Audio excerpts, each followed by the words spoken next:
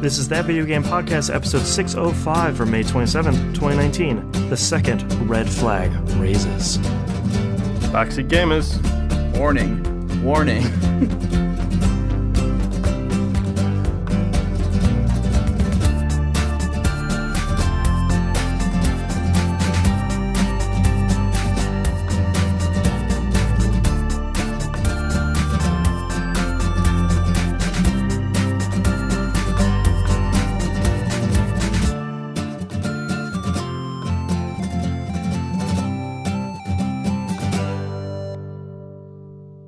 Welcome back to another episode of That Video Game Podcast. I'm your host, Buster, and joining me as always is Moonpeer. Hello. And the Nymph. Hey, how's it going? Quick programming note here at the beginning. Just talked about this on We Rogue Like It. It also applies to Game Club. I have shared out the master spreadsheet for our Game Club backlog of games. We need your help to suggest more games to us.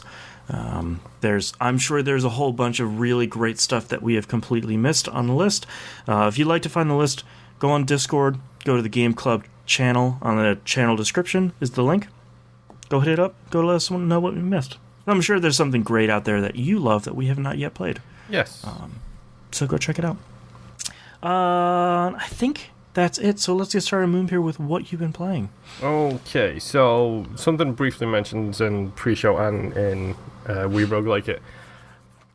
I had a bit of a, not an existential crisis, more of a gaming crisis this week. A game existential crisis? Yes. Yeah. Where I literally went through I just wanted to buy something new, and I was like, do I want to buy Sekiro? Do I want to buy Plague Tale? What other games have come out, so on and so forth. So I literally probably spent like 3 hours just scrolling through the Xbox store, looking at new games, upcoming games, games recently released, so on and so forth. I'm throwing this one out there just because I want people to go read the comments on the reviews. Oh boy. One Leaves. It's not a game I played. It's not a game I'm interested in playing. Just go check out the Xbox store and... One Leaves? Yes, the word one, O-N-E. And then leaves as in leaves a building. Okay. It's got like 500 reviews because it's a free game. And 328 reviews, 2.5 stars. Mm-hmm. To your horror, you find yourself in a hellish labyrinth, trapped behind a steel cage. Read the reviews. It's something truly special when it's just a bunch of people talking mad. I can't even read the first review. Yeah.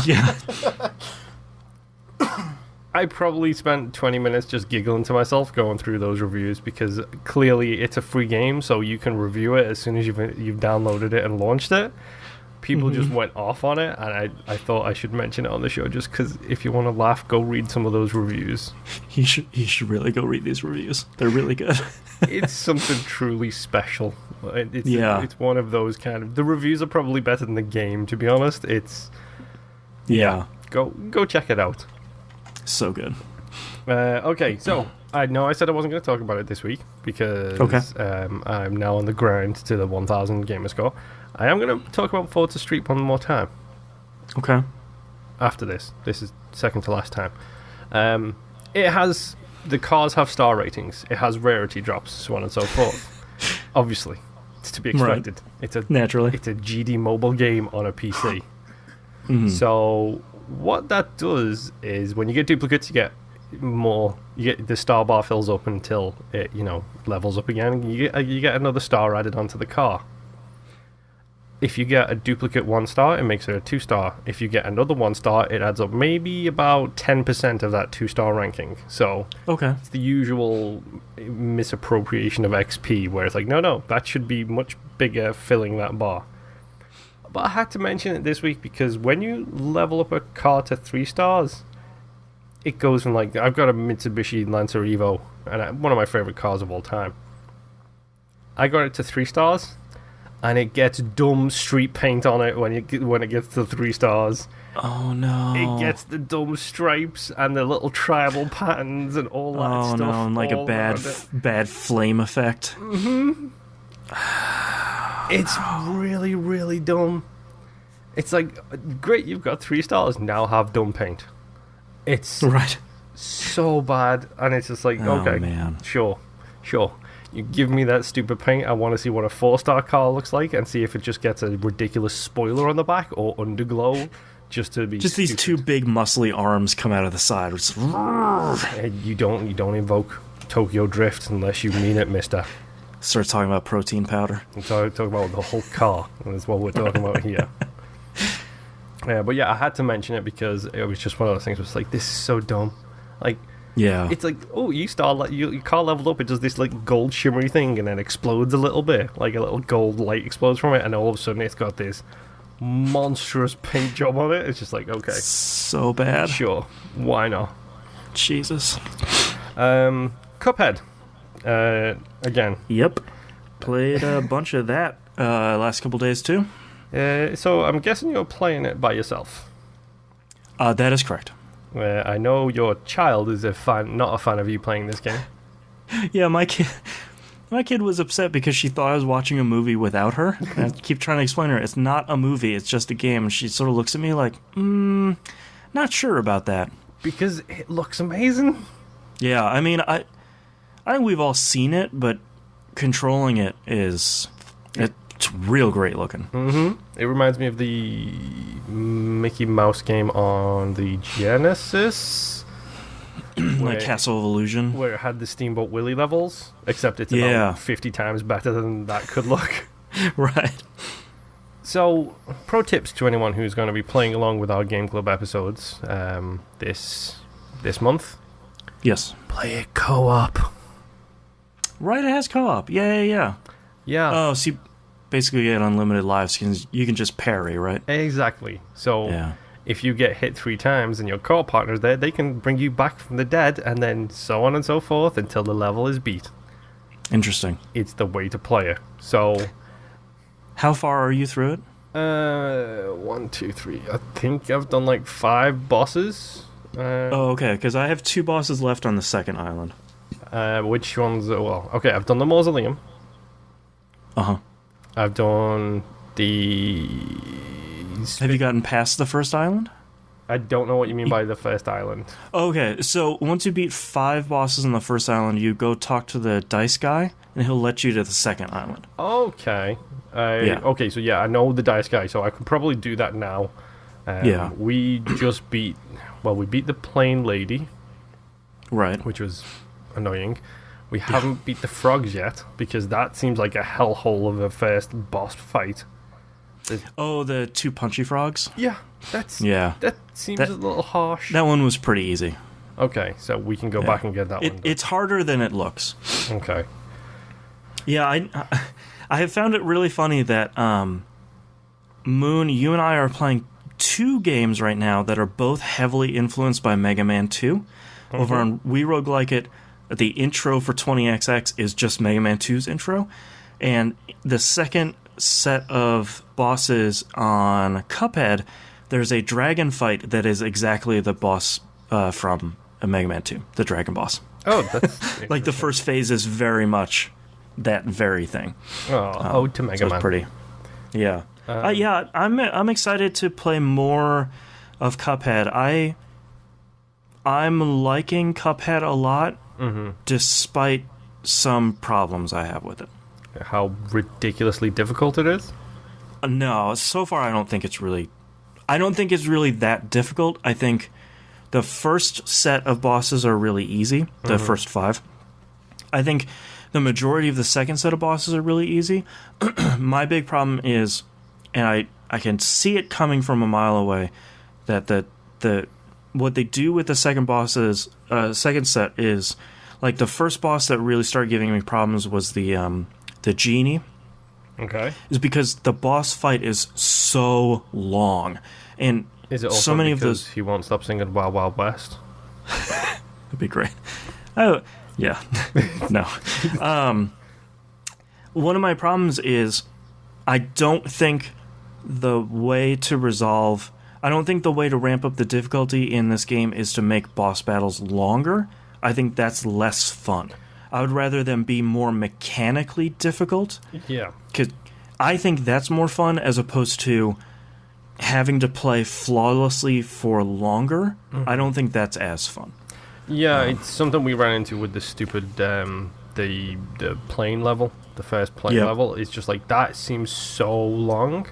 Yeah, like it's ridiculous how it's like 5 or 6 different forms she goes through, and it's just like enough already, please. Yeah, same with that genie that genie fight. There's like 4 or 5 different forms, and like a side-scrolling portion. And it's not.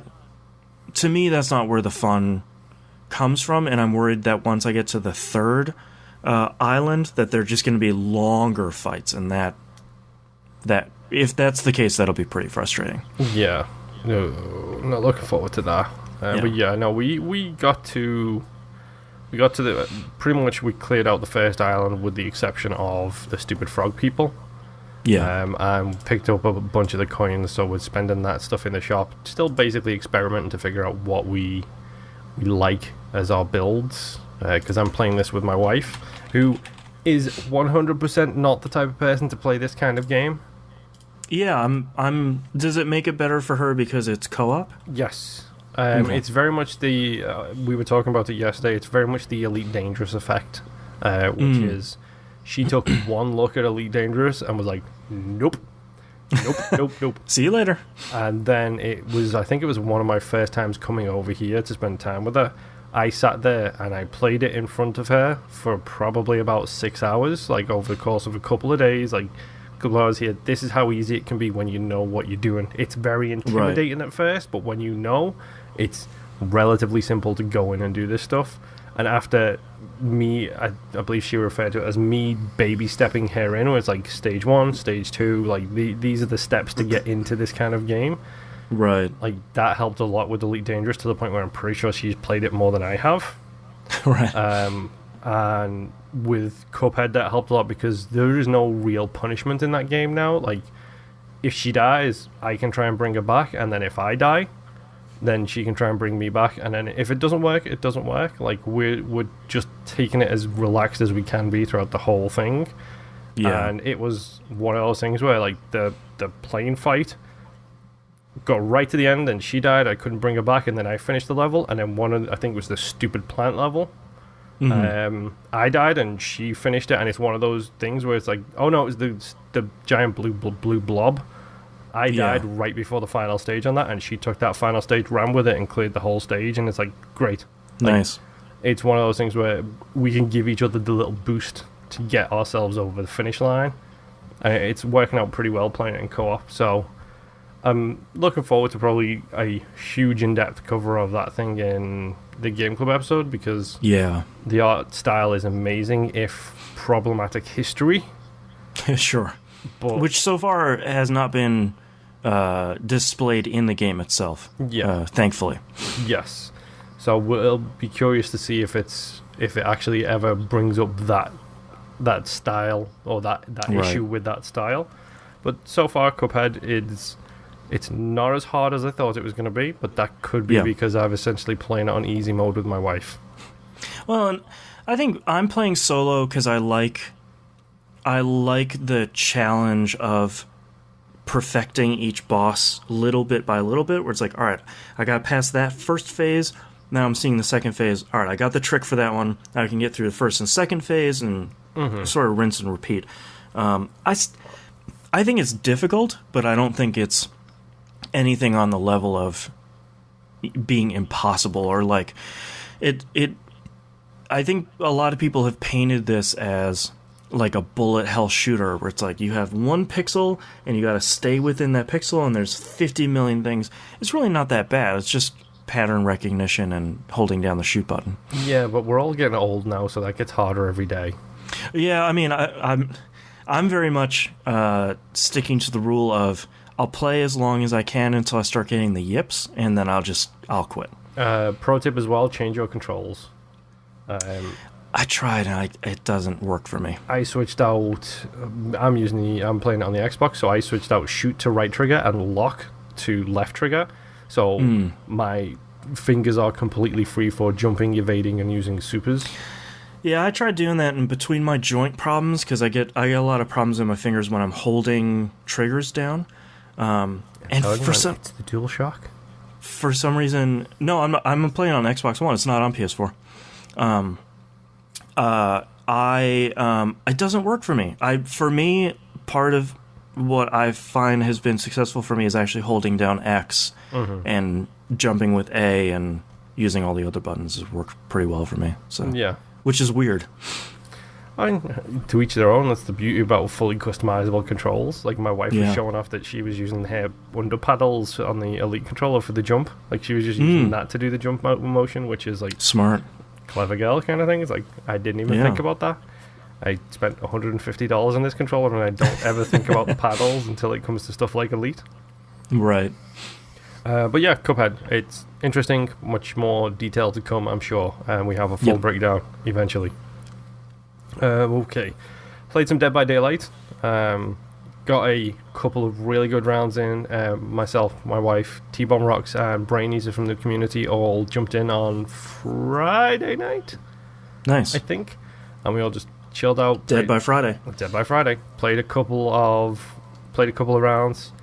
Had a good time. Had a laugh. Constantly made fun of T-Bomb Rocks for exactly how much he was making the generator explode by failing the QuickTime events. Which just couldn't get it down. No, it was just hilarious. And then I love you, T, but you can't be blaming me for stuff which is clearly not my fault. Like, no, that wasn't me who blew up the generator because I didn't even have a QuickTime event at that point. It was you. It was 100% you. We know who blew up the generator. Yeah, exactly. But no, it's Dead by Daylight and it's fun, and I get to play around, and I'm surprised because I was doing my dailies for the killers, and my wife responded with, "Oh boy, you're a much better killer than I am." Is that a compliment? I would take that one. Yeah, that's a 50-50 one to me. It's like you're more likely to snap, or you're really good at this video game. It's one of the two. I can't tell. I mean, certainly out of context, not a compliment. Yes, 100% agree with that one. But no, it's a fun game, and you know what? When we had all four of us in, when I play solo with pickup groups, it was like, if I get anywhere up to 10,000 blood points / XP, I am perfectly happy with that. Rolling around with a group of four of us all talking and communicating, like you're rocking 25,000 blood points each game. Like, wow, it's a huge difference in the speed you can do things. Rob did have to drop at one point, and so we ended up picking up a rando who started out, it was one of those special moments in online gaming where it's like, this guy has the potential to be a solid person to add to my friends list and play games with. Right. It's like, oh yeah, he played really well, no communication, he played really well, so I sent him a message saying GG. And then we all decided we've got one more in us, so I sent him a party invite because he sent me one. I sent him one back, pulled him into the group, was like, look, we're going to do one more if you want to join in. He's like, yeah, cool. I've been com-banned, so I'm talking to you through my Xbox app on my phone. Okay. Which is always a good sign. One red flag goes up. Yep. The trifecta will show up eventually.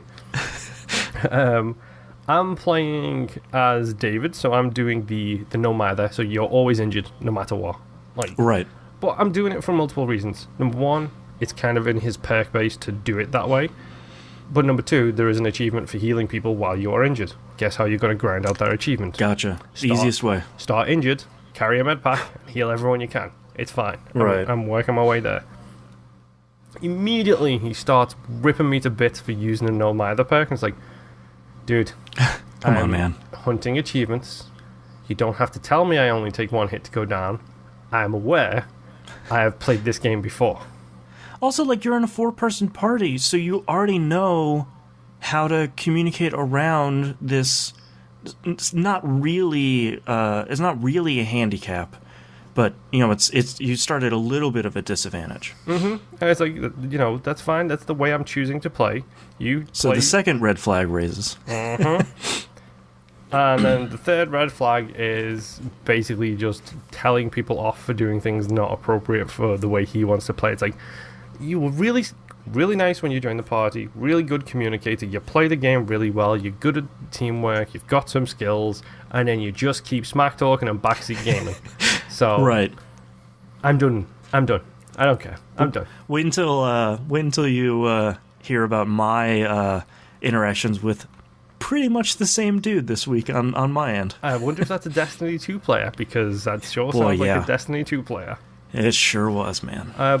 But yeah, both my wife and I, and I'm sure T-Bomb got the same thing, which is we all got that notification saying this person is now following you. It's like, great. Oh no. Great. Oh no.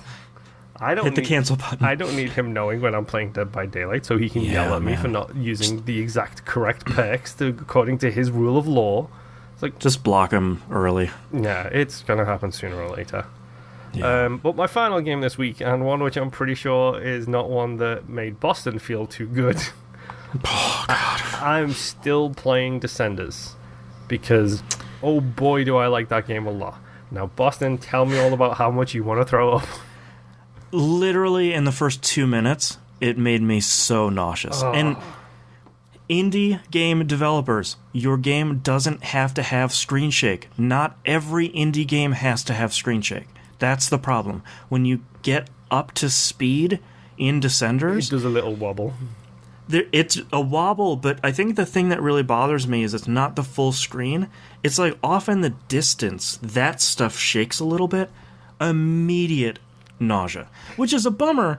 The game looks cool. I really dig the soundtrack. I've been playing that nonstop on Spotify. Yeah, I was thinking when I started playing it, I think I actually mentioned it to you last week, like I was sure this will be a soundtrack that Boston will love. 100%. Apparently it's your Spotify #1 playlist this week. It very much is, yes. Especially, I was doing a lot of podcast work the other day, and I was like, all right, I will take some sort of cool electronic music in the background while I'm working. That's a perfect fit. But yeah, I really wanted to play Descenders because I think even starting that game, you can see how cool the tale will be, and you see the roguelike inspirations. Not possible. I tried it. I gave it a couple tries, and it's not possible. I'm guessing there isn't an option to remove screen shaking either. Of course not. Doing the Dead Cells attitude where it's like, no, man, it's in there. Yep. Oh, that sucks because honestly, I genuinely am enjoying a lot about this game. Yeah. I got a whole bunch of flags this week which attach to the back of your bike. Perfect. I got a pinwheel for the front of my bike, which I think I talked about last week. I got a thing of corn which replaces the flag, so it's just this piece of corn sticking up from the back. The dumb That's cosmetics are the best cosmetics. And Yeah. then yesterday I unlocked reflectors which give me purple like underglow beams like following behind my route. It's like, That's really good. amazing. I'm trying to work my way because eventually one of the cosmetic items you can get is a whoopee cushion, Great. and there is an achievement for using the whoopee cushion 200 times. Great. It's like the stupid horn thing in the pinball game Yoku's Island Express. Like there's an achievement for hitting that like 100 times. Yeah, that one for Yoku's Island Express. There's like two of them. I think one is 100. I think the one is like 500 or 750 or something. It's so much. It's so much. It's so annoying. I love it. But you don't even realize how quickly you've done it because it's halfway through the game and the achievement pops and you still can't help but keep doing that stupid horn. But I mean, I love Descenders like a lot. Yeah, it's on Game Pass right now. Go check it out. There's glitch achievements and I'm fine with that. I don't at this point I don't care. Like I DGAF to use the Doom parlance. I'm just playing it for fun. It's a very, I mean, you heard the music. It's a very zone out, chill out kind of game. Yeah. Where you just, excuse the pun here, go into a trance while you're playing, and you just do a bunch of spins and backflips, and then you hit a rock a couple of times. You get frustrated. You switch the game off, and you come back to it the next day. It's like, it's a nice little wind down game where I don't have to worry too much about stuff. Although I am now getting good enough to the very much like Isaac, I'm getting good enough now where a run isn't 10 minutes, a run is like 30 minutes to 45 minutes. Right. And it's like, oh, I'm hitting the final of the first 4 paths every single time now. So it's like I'm getting there constantly. It's like, okay, I can do this. I'm getting better. Oh, what's that? You unlocked Career Plus mode with 4 new complete map environments. And the starting one is a desert full of cactuses. Ooh. Why not? So That's fun, though. yeah. So basically, there's 8 environments in total, all told. Yeah, it's not just a forest. Yeah, it's like Forest, Highlands, Mountain is a nightmare because that's all like super steep, like fast downhill stuff. And the last one and the main one is like an ice mountain, so it's like literally just snow everywhere. And the only one I've seen on the second path is the desert so far. But I mean, the game's fun. It's stupid. Yeah. It's fun. It's deep, but not deep at the same time. It's a good chill out game, and I also did play a little bit of the stupid puzzle game. I don't know if you want to save that for your section, which we will. Just so we don't steal all of your games, because I know he's about to talk about one of yours as well, so that's fun. Yep. But yeah, that's pretty much all I've been playing this week, Mr. Nip. Alright, well, I also played a puzzle game that I'm not going to talk a whole lot about, but I got to the point where, excuse me, I was doing pretty good with the 5, I guess, the 5x5s, and then all of a sudden it just pops up and says, hey, start doing the 10x10s. Yeah, that's the stuff. Well, I'm not ready for that at all. So, and that's all I'll say about that. My wife and I played Diablo 3 together. Yeah. We've actually been playing it for a couple years now. My wife is not a big fan of a lot of the noises the game makes. Cross this off my list, too. Yep. There's a new season just started. Yep. Well, and I don't pay attention to any of that, but my wife and I just play it off and on. We finally got to heaven, so we're getting close to beating it now. But yeah, she doesn't like spiders, doesn't like a lot of the noises the game makes. Yeah. Listen to podcasts while we play it, yeah. Yeah, I don't play it with sound on either, because it gets old after a while. I'm saying I already beat the game. I've already got like a level, 500 Crusader or whatever it is now. Yeah. However they count it. So I started out with a Sorcerer, and I actually built him up to the point where I can use his beam ability as super special or whatever. And I'm regenerating mana faster than it's using it. Yeah. So I can just lay on that the entire game and just wipe everything out. You know, that's funny, because I started this new season as a wizard as well, because I very rarely play that class. And I was like, all right, I should take this as an opportunity to play something a little bit different. Like, one of my first legendary items that I got was, there's a skill, and you have a bunch of orbs that spin around you. Mm-hmm. Each one of those orbs, when it touches an enemy, explodes twice. I am this like crazy melee mage that's just running into fields of enemies, and they are all exploding all at once. And it's really fun. Well, so I kept all of my abilities ice type. That way I can free stuff, because my wife is playing as a barbarian, because she just wanted to be in the thick of it, just hitting things. Yep. Keep hold of that spin button and just keep spinning around and everything. Yep. So I'm basically just there to help as support, and I can wipe the floor if I want to, but I've already beaten the games, and I want her to have fun with it. Yeah. So if we get like a horde of enemies that just have this one AoE attack that just freezes everything, and my normal ice attack can freeze one enemy at a time. Right. All kinds of... And she actually just got this weapon when we played, where it creates what I just call shadow babies. They're like they're clones of something, and whenever she does critical damage, it spawns one of those. And I was super tired when we were playing. Like, I was having problems walking in a straight line. I kept leading us backwards because I was like, oh, this doesn't look familiar. I'm like, how did we end up back on this level now? I'm just following the shadow babies. Yeah. Well... She just got the weapon, she equipped it, and all of a sudden she had like 5 or 6 of them, so I'm trying to kill them. You can't damage them or anything. You're freaking out over here. What is going on? And then she's like, oh, I just equipped this ability that does that. And I'm like, oh my god, at so least let good. me know. Man. The next game that I played was Dauntless. Yeah. Really quick, the Diablo season, this season, is it a special mutated season? Because I saw you talk about treasure goblins, and I need that Chivo. So it's not the treasure goblin season this time. So every season that they're coming out with has a different theme. And thank you for reminding me, because I forgot to talk about this one. This one's called Legacy of Nightmares, which is a really weird theme. Basically, you get stronger based on how many ancient items you have equipped, and you get weaker based on how many set pieces you have equipped. Okay. So it's essentially the opposite of how you normally play, because normally you have your one build, you find that set that super buffs that build, and then you just rock that. So basically, I wrote down in the description, when you have no set item bonuses equipped, every ancient item you have equipped increases your damage dealt by 750% and reduces your damage taken by 4%. I have 2 ancient items equipped right now, and I'm not super well geared, and I'm doing, it's like 550,000 damage is my raw damage stat on my character sheet. So it is, like, if you can start getting, and they increased the number of, they added 3 more torment tiers, so it goes up to 17 now.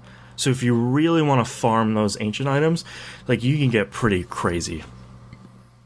So, and I just like playing Diablo, so, like, starting back over as a character I don't play in a season is fun. Yeah. What's the Treasure Goblin achievement? I was going to ask that too. I think you've got to kill like either 250 or 500 of them over the course of your characters. I'm like 60% of the way there, but it's like, I don't really want to sit there. Like, I've only got like 3 achievements left in the base game. Character to level 80. I've already done, every character to level 80. I've already done the level 80 character on hardcore mode because I'm insane. And the Treasure Goblin one. Everything else is just achievements, is the DLC stuff. A recommendation of a way to probably get that a little bit more easily, the Nephilim Rifts in adventure mode. Treasure Goblins seem to show up there a lot more frequently. And all you have to do is just kill enough enemies to raise the bar to 100%, and then kill the boss. And you can just kind of keep doing those over and over and over again. Yeah, getting those sweet keys, so then you can do the stupid other rifts, which you use the keys to open the other rifts. Yep. But thankfully, there's only 2 rifts now, so it's just beat the normal mode to get a key, then you can do the other mode. But yeah, Nephilim Rifts, if you're ever looking for something like listen to a podcast with and just chill, like you can blow through that stuff pretty quickly. Oh yeah. Anyway, so Dauntless. Yes. So I had a bit of an issue starting it, just because it put me in a queue where I was like the 5,000th person waiting to play it. That's been the thing I've seen the most about Dauntless. Yeah. The first time I tried to log in, that happened. I left it on for an hour and never got any further in the queue. So I was like, all right, I guess I'm not playing it tonight. The next time I logged in was this past Friday. Put me right back at 5,000. I'm like, great, I'm never going to play this game. Right. And I sat there for probably about 15, 20 minutes, and then all of a sudden the number, just started dropping down, and then I was just in the game. And starting out, it's pretty fun what little bit I played of it. It is like Monster Hunter Light. I beat the first 2 monsters that you encounter, I guess like the bosses or whatever they call them. I don't even remember now. But I've got my 2 sets of armor. I've got my cold set armor and my fire set armor. Nice. And they look pretty nice. And it's a cool looking game. Like, it has a cool style. Yeah, and it's fun. Unless I'm missing it, which is possible, there is not like a lock-on system either. Oh. So there's plenty of times where I've been in the middle of a combo and I'm just hitting air because the monsters moved on or whatever. Dude, there is a lock-on system in Monster Hunter, and I still hit air when I'm doing combos in that game. So, but I mean, like, this is pretty. Like, you don't move around as much. Like, the bosses move around a lot, which is great. But like the first one that you fought, you have this big sword that you start out with. No matter what you end up going with, everyone starts out with like this rookie sword or whatever, and it's a great sword basically. And every time I went to hit it, the thing would roll to try to attack me, which would put it away from me. So then I would run up to it, try to hit it. It's going to attack me, so then I dodge out of the way, and then it's on the other side of the field, so then I got to run after it again. And just all this constant dancing around. And most of the time, fighting the thing was spent with me just running close enough to hit the stupid thing. So. Right. Yep. But other than that, it seems like a fun game. I'll probably check it out a little bit more. I'm playing on the PS4 right now, and I think it's out for Xbox One and PC as well. I think so, yeah. Because I had to do that epic share account thing or whatever. Oh, right. Yeah. So whatever. The next game I played, which I kind of alluded to in the pre-show last episode, was I picked up No Man's Sky for my son and I to play. Yeah. Yeah, it's on sale right now. How much is it on sale for? It's like, give me 2 seconds. I will find out for you right now. I said, because I got it for $19. That's a steal. Online. Oh, yeah. This big patch is going to come out soon, too. The big patch already did come out, unless there's another one I'm unaware of. Oh, yeah, there's another one on the way. Yeah, Oh, the okay. VR patch, and there's more stuff coming in a little bit later. Oh, I thought it already had the... I haven't tried VR on it yet. I thought it was already in there, but the next... It might be, yeah. But I don't know. I haven't tried it yet. No Man's Sky is $37 on sale or digital on Xbox right now. Oh, okay. Still not close enough to 20 for my liking. Yeah. But it is a really fun game. I have to ask, did you get the Hellscape start that my wife and I got? Because we both got the Hellscape start when you start on a planet that's trying to kill you. Oh, yeah, everybody does. My son did, too.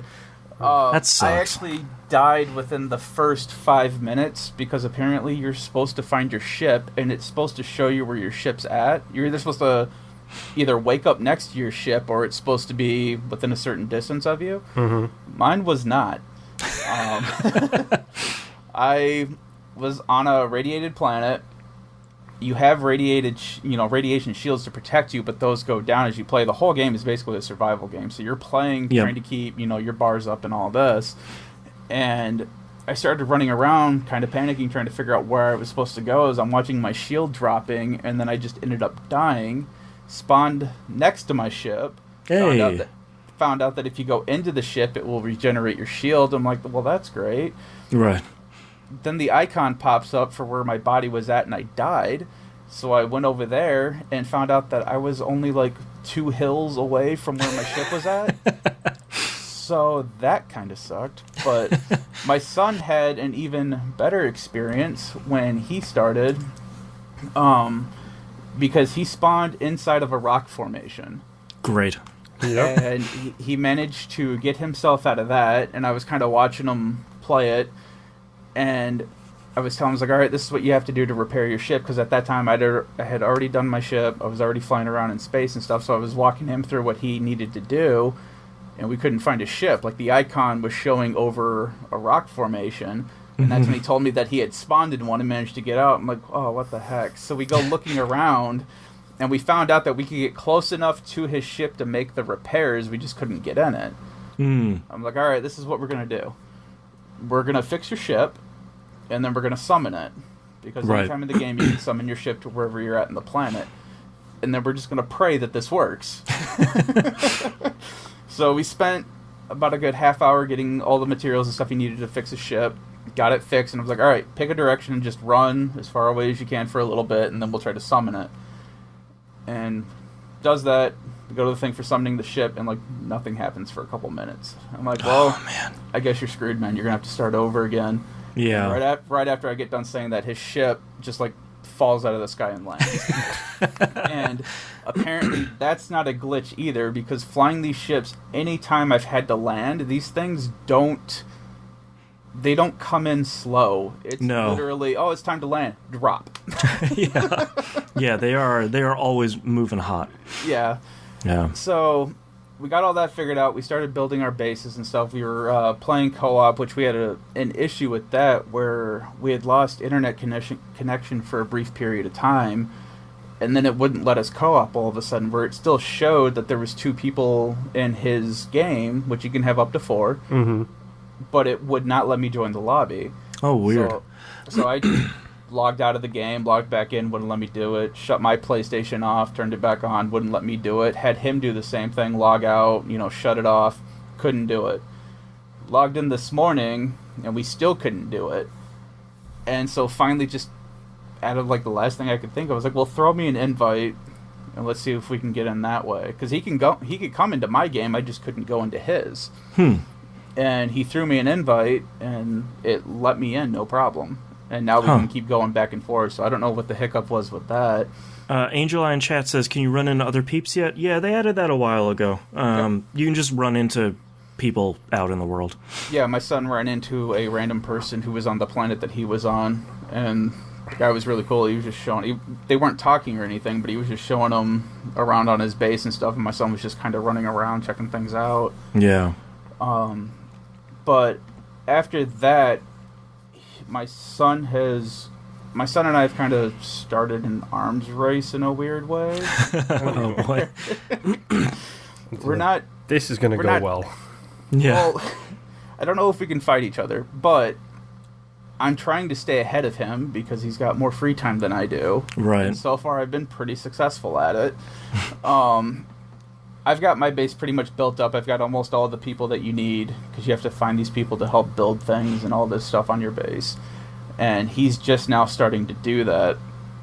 But the little bugger came over to my base one time, and I'm trying to make this really hard to make material. And as it's going through the refinery, he walks up and just nabs it. Doesn't say a word. And I go walking back because I'm like, all right, cool, this should be done by now. And I look, and there's like nothing in there. I'm like, where did my stuff go? He's like, wait a minute. And I can hear my son in the other room laughing. I'm like, what did you do? He's like, I got it. I needed it for something. I'm like, no, that was you little not thief for you. So I went to his base and started disassembling his stuff. Oh. And he started to get mad. And I was like, you give back what you took from me. Yeah. I will give back all the stuff I took from you. Right. Is how hostage situations work. Yeah, so he eventually coughed it back up, and I gave him back all his stuff. And then he asked me to make some for him, which I did, because I'm further along than him, and it's a pain in the butt to make this stuff. Yeah. So yeah, I think he may have learned a lesson that I am not above ruining another person's base. Not to be trifled with. It's so interesting that you guys are doing the base building stuff, because, man, I hate that stuff in No Man's Sky, and that's the last thing I ever want to do in that game. Yeah. Well, I thought that was all part of like the main mission tutorial stuff. Right. And so I got to this point where I had to get a scientist for my base, and he was in another star system. And I did not have the means to go from star system to star system. Right. So I'm reading all this stuff online, and everyone's like, "Oh yeah, you just get the warp core for free." And I'm like, "No, you do not. Just fill up the warp cells." Yeah. So then come to find out that I've been doing side missions this entire time, and that if you continue on the main mission, then you will get a warp core for free. Yep. Right. I was like, "Oh, okay, that makes sense." So then I had to, continue on with that. I have my scientist now. And my son started running into that same thing too, where he was his scientist also showed up in a different star system. So I was walking him through how to, get the warp core, how to make your warp cell, how to get, antimatter and all this fun stuff. So the game's a lot of fun. It takes up a lot of time. Him and I played it a good chunk of this week. Mm-hmm. Just helping each other out, trying to figure things out, wrecking each other's bases. So just out of curiosity, you didn't name your son Oedipus, did you? Because that might go down some really dark paths if you did. Yeah. No. Okay. The funny thing with his base, though, too, is that he's naming all of his stuff, like Batman stuff. Awesome. So his base computer is called the Bat Computer. His base is called the Bat Cave. That's really good. So, whatever keeps you happy. Yeah. So, and then the last game that I have played, which I know Boston was playing, so I'll start it and he can finish it as a nice little handoff, is the Technomancer. Yeah, Technomancer. So I have played a lot of this game, and it feels like every time I complete a side mission, I get like 5 more of them to complete. And it's not really bothering me. Yeah. It only bothers me a little bit because some of the icons aren't very helpful when trying to find certain things. Like, you can shut off missions and stuff so you're not tracking them. Mm. But every time I go back to the main city, the thing's got like 3 different tiers, and it keeps telling you, if you take this route, you'll get to your objectives. Like, all right, I go to that route, and It's like, oh no, now you got to take this other exit to get to this other section of the city. And it's like, well, why didn't you tell me in the area where I had access to go to both levels? Now I have to go back to the mid level to go to the lower level, and then you get there, and it's like, that's not even right either. So. And God, the maps are huge in this game. Mm-hmm. Oh my God. I did find out though that if on Xbox One, if you hold down the right trigger, it will pop up a map, an overlay, so that you can look at the map while you're running. Oh, okay. That has helped me a lot. Wow, but it's still a pain sometimes to try. Yeah, it's still a pain to travel sometimes, just because of all the little twists and turns that game has. And there's no real run button either, right? If you hold down A on Xbox, you do sprint faster than just walking. I'll have to try that. So, yep. Technomancer is really weird with his tutorials, because some stuff it's more than happy to tell you in exhaustive detail how to do stuff, but then like opening an overlay map is just like, nah, you're good. I won't tell you that. Well, and sometimes too you'll get quests. Well, it will give you the icon on the map, and like, oh yeah, this is where you need to go to do this thing. Mm-hmm. And then you do another quest, and there's no icons anywhere. Right. And the only description you have is talk to Anton. All right. Right. Well, where's Anton? Right. I don't remember where this dude is. That's a secret. Well, yeah. At this point, I had not met him before, so I didn't even know who I was looking for. Ah, and right. like I said, you've got 3 levels of this massive city to explore, and you're like, I don't want to go wandering around aimlessly. But then all of a sudden, it's like, oh, hey, there's another side quest. I'll just do that. And then eventually you just run into Anton doing a different mission. Right. It happened to end next to him. One of my favorite / corniest things about Technomancer that I didn't realize, when you get basically knighted and you become a Technomancer, your last name suddenly becomes Mancer. Yep. So there's a bunch of dudes running in that was like, my name is Alex Mancer. It's just like, wow.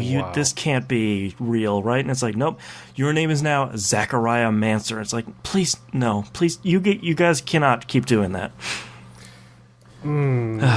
It's even better with random people on the street who are like, Mr. Mancer, can you help me? Right, and it's just like, no. I may have to, when I create my character, just call them Dancer. Dancer Mancer? You don't get to choose the name. Your character's always named Zachariah. Oh, come on. Oh, that's right, yeah. Yeah. Yeah, man. This game is... I will continue to call it a budget Mass Effect. Then that is both a good and a bad thing at the same time. Mm-hmm.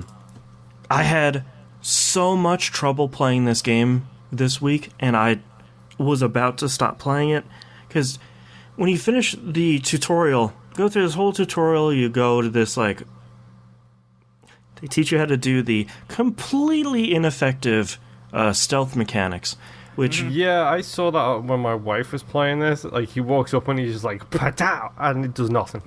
It takes like 25% of their health off. It's like, no, I need it to kill him. That's how stealth mechanics work. Go through this whole big tutorial, you fight this like dumb mantis at the end of it. It's just not a really great boss fight. It does not lead with its best foot forward. But after that, the guy's like, all right, cool, if you want to go get your it's very clearly like, if you want to go get your main mission, go talk to this lady. But I've got a little something for you to do. And it's like, okay, cool, I want to go do the side mission because I don't want to get caught in like this thing by doing the main mission. That was incorrect, because that side mission fights are very quickly. It's like 1 person, 2 person. That's fine. Very quickly, it's like 4 or 5 people you're fighting against. Yep. If it's just you, that is an impossibility.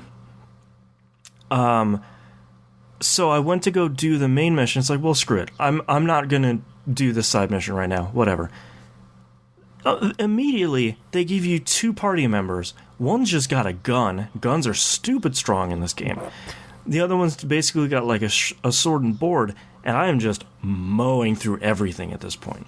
Angel in chat says budget Mass Effect 1, 2, 3A. This sounds like budget Dragon Age 1 to me. Yeah, like it's definitely 1.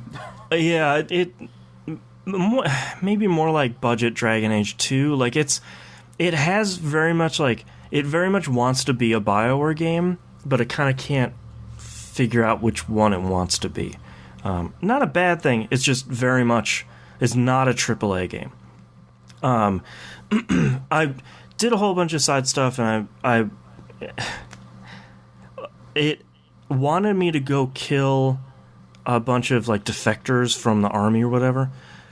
Fought a boss fight that this dude just had a minigun and was just tearing me up. Set the combat to easy, and I'm having way more fun now. But at the end of it, it gives you the standard choices. It gives you 3 choices. One is like kill this dude, one is arrest him, and one is let him go. So first one I tried to pick, because when you get those 2 people in your party, they have like an alignment on them, and the alignment to start out with is suspicious, and it's in red. It's like, all right, cool. Suspicious of you or the world, or I believe of me. Okay. Yeah. Because they're in like the same military group you're in. There's a lot of lore. Yeah, you get promoted to a lieutenant in the army, and these 2 are your platoon your underlings. That you're in charge of. Yeah. There's a lot of lore in this game that I've sort of been skipping over. Is one of them the D-bag from the beginning who tries to wind you up? No, but both of them are kind of D-bags in their own right. Okay.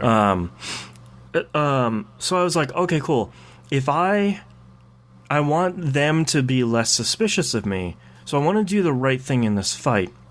I'm going to arrest them, because when you first meet these 2, the 2 people that are part of your squad, they're like really kissing your butt. They're like, oh man, you're a hero. It's so nice to meet you, whatever. So I was like, cool. If I arrest this guy, I bet that will bring them onto my side a little bit more. That guy did not take kindly to being arrested and murdered me. So I thought, let's try playing this.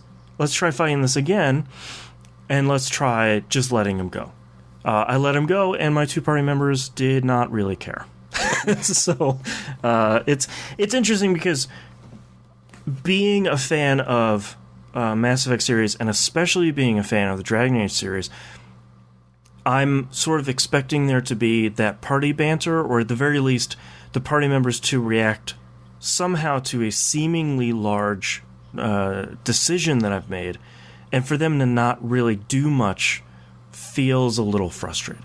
Mm-hmm. Well, and they do eventually get more into that. Okay. Where you'll make a decision, one of them probably won't be happy about it, the other one will be like, no, that was great, you did fine. Right. Good job, boss. Yeah. Yeah. Oh, it's yeah, like so that having Morrigan and the stupid night guy on your team in Dragon Age 1. Right, and just like, will you 2 stop fighting, please? How is it that I know I can remember Morrigan's name, but not the dude who's like the main character in the story apart from Morgan was in like all 3 of them, so I think that guy starts with an A. I can't remember his name. Alistair. Yeah, there you go. Yeah. Yeah, Alistair the worst. Mm-hmm. Thank you. Dragon Age 2. I think one of my bigger problems right now is I don't mind that it's a little janky. I don't mind that it's a little bit low budget. I'm having fun with it at the beginning, sort of in spite of itself. The skill upgrades seem pretty cool. The weapons you get are cool. I'm not slurping enemies to take their extra money, because the game very much early on does the exact same thing Vampire does, which is like, look, man, you can get a lot of money by slurping these people. Mm-hmm. Every life is precious. It's like, why'd you have to go say that? Now I'm not going to slurp anybody. Yep. So I have like no money. Well, honestly though, you everything respawns every time you leave the area, pretty much, or at least when you save and come back in. So life is very much not precious. So you'll be fighting those same people all the time, and they always have crap on them, and you can always, either recycle it to get materials to craft, or you can just sell it. Right. Because like right now, I've got 7,000 serum. Right. And I don't really have anything to do with it. So, is your position, correct me if I'm wrong here, Nimp, but as a full legal representative of the house here, I would like to say, is Nimp pro-slurp or anti-slurp? I have not slurped at all. Okay. So firmly anti-slurp. Okay, Yeah. we all fall in the same house. We are the Right. anti-slurp house. Well, just because they also tell you, too, that if you kill, it will affect your karma. And there is an achievement for ending the game, or finishing the game with bad karma. Oh, okay. But I tend to find with a lot of games that if you play I guess, like the bad side first, you end up losing out on a lot of story elements. Mm-hmm. Yeah. So that's why I tend to always play as good first, and then my second playthrough, I always just beat the living crap out of everything. Right. Yep. I am looking forward to my vampire run where I go through and murder everybody. Yep. Yeah. I think one of my bigger problems right now, on sort of a mechanical level for for Technomancer, is I really wish when they give you side quests, they give you a level recommendation. Because if they would have given me that for that very first mission, is when you go up to that mission, you run into these dudes and they're like, "Hey, you can come see the boss if you have a card. If not, get to stepping." No indication of where I should get a card whatsoever. So I was like, "Well, I'll just fight through them. I'm not in the mood to pick around this massive underground map to do this." If they had given me some sort of recommendation for like, "Oh, you should be level 3 for this," then I probably would have gone to do the main mission first and then come back. But that's a fairly minor thing at this point. They have it where the enemies scale with you. Oh boy, okay. Pretty much. So if you were level 24, Right. you would be fighting the exact same guys just at your level. Oh, okay. The biggest issue, because I know what you're talking about when you're trying to go see the guy. Yeah. The biggest issue was that you tried to do it by yourself while still trying Yep. to figure everything out. Yep. Having those two other guys with you now, if you went back there and did it, Oh yeah, I breezed right through yeah, it. you would be more likely to be able to fight them because the game isn't meant for you to play it solo. Yeah. So everything's harder in the beginning, which was why I stuck with the bow staff for so long, because that whole thing, like all of its attacks are pretty much AoE if you keep doing the right trigger. That's what I've been doing, yeah. Yeah, and with the lightning energized on that, it stuns everything, so it made it a lot easier. Yeah. Until I got into the position you were in, where all of a sudden I got party members, and I'm like, oh hey, this is way easier. Yeah, and it's crazy how strong guns are in this game, because it's basically like you're playing a Batman game in reverse. It's like you can two-shot a guy with a gun, and they are 100% dead. Or you can hit him with a staff for about a minute, and then he'll be dead. It's crazy. Disruption is the best way to go about it, too, because even if you don't kill them outright, it stuns them, Yep. so they can't do anything anyways. Yeah, that's what I've been doing. I like Technomancer, even though it's not really a great game, especially at the beginning, but I want to stick with it because I feel like it's one of those games that if you stick with it and you start building your character enough and like you start getting enough party members that work really well for you, I feel like at some point it's just going to 100% click and be like, cool, you just need to get through like the first 5 hours, it's really bad. Get through the first season of Parks and Rec, and then the rest of it is really great. That sort of thing. I'm not there yet. I did find out, though, too, when I was trying to look something up, apparently this is a sequel. Oh, really? It's a game that the company made called Mars War Logs. Oh, boy. Which I found on Steam. It's like $14 now, and I think once I beat this, I might get it on Steam and check it out. Yeah. I'd be curious to see how far they've come. Yeah. Yeah. That was your last game, right? Yep. I played a little bit Destiny 2. The season is ending, and I'm sort of done with everything in this season. I'm just sort of wrapping up the last couple little bits here. I finally finished, me and my two new Destiny friends, we finally finished the third week of the 0 hour stuff. I really like the exotic catalyst for Outbreak Perfected. I think it turns the gun into even more of an ad clearing machine. I know a lot of people have been pretty underwhelmed by it, but that's fine. Not every gun needs to be the best gun in the game. Oh, I'm guessing these are all also a bunch of the people who are like, it needs to be good in PvP or it ain't worth nothing. I mean, the good part about Outbreak Perfected is it's really good in both. I do get frustrated with those people where there are guns that are good only in PvP, and there are guns that are only good in PvE. Mm-hmm. There are some guns that are good in both, and that's okay. You don't have to use the same loadout for everything. And if you're like me and you have one loadout you like that works for both, that's cool too. So whatever. Did get the ship reward for 0 Hour. Was it the ship you wanted? No. It is by far the most hideous looking ship in Destiny history. Easily. It is horrifically ugly. It is outstanding to me. I'm not mad like that this is the reward. It is so ugly it's hilarious at this point. Are you just disappointed maybe? Not really disappointed. It's like I'm so baffled it's funny at this point. It's so surprising to me that they did a very similar thing with the Whisper quest, where you did this thing over 3 weeks and you got a ship schematic.